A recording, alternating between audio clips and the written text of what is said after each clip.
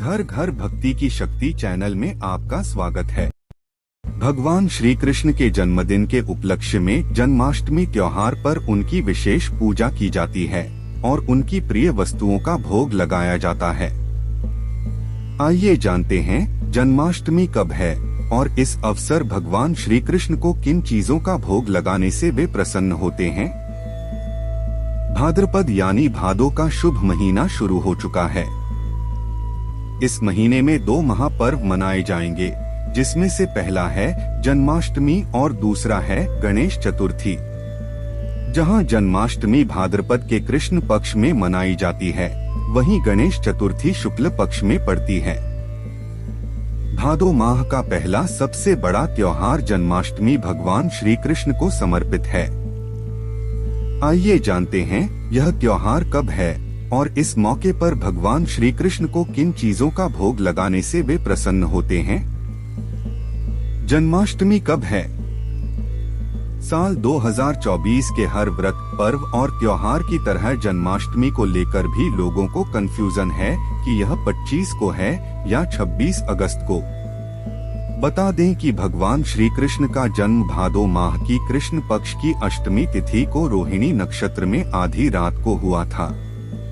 वहीं इस बार भाद्रपद महीने की कृष्ण पक्ष की अष्टमी तिथि की रविवार 25 अगस्त को शाम 6:09 से शुरू होगी, जो अगले दिन सोमवार 26 अगस्त 2024 की शाम 4:49 पर समाप्त होगी। इसलिए उद्यातिथि नियम के मुताबिक सावन जन्माष्टमी का व्रत सोमवार 26 अगस्त को रखा जाएगा। भगवान कृष्ण को लगाएं इन 5 चीजों का भोग। भाद्रपद कृष्ण पक्ष अष्टमी को भगवान श्री कृष्ण के जन्म होने के उपलक्ष्य में जन्माष्टमी का त्योहार मनाया जाता है। इस दिन भगवान कृष्ण को विभिन्न प्रकार के भोग लगाए जाते हैं। आइए जानते हैं उन 5 भोगों के बारे में जो भगवान कृष्ण को विशेष रूप से प्रिय है। पंजीरी। भगवान श्री कृष्ण की पूजा और कथा एक शुभ अवसर पंजीरी का भोग सबसे खास माना गया है। इसमें भी धनिये के पंजीरी का विशिष्ट महत्व है। कहते हैं कि जन्माष्टमी का त्योहार की पूजा बिना पंजीरी के भोग अधूरा माना जाता है। मान्यता है कि इसके भोग से भगवान श्री कृष्ण शीघ्र प्रसन्न होते हैं। माखन मिश्री।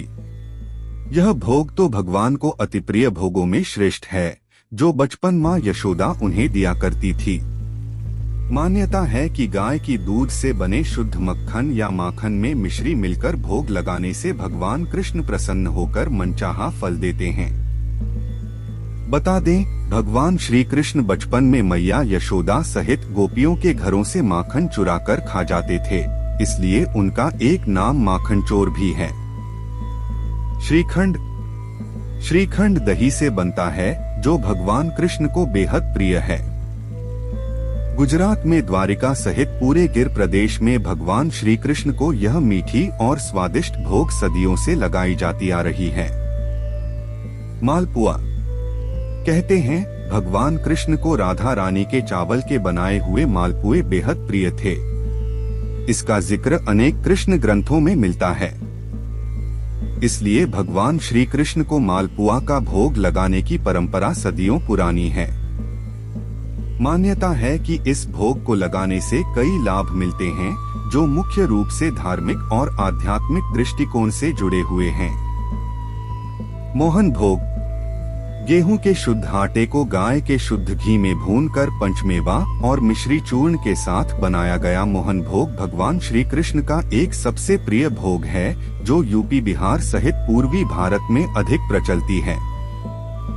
मान्यता है कि इसका भोग लगाने से भगवान कृष्ण सभी मनोकामनाएं पूरी करते हैं।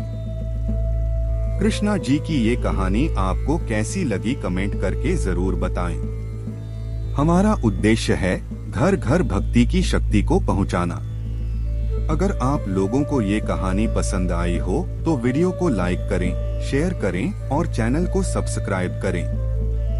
जय श्री कृष्ण।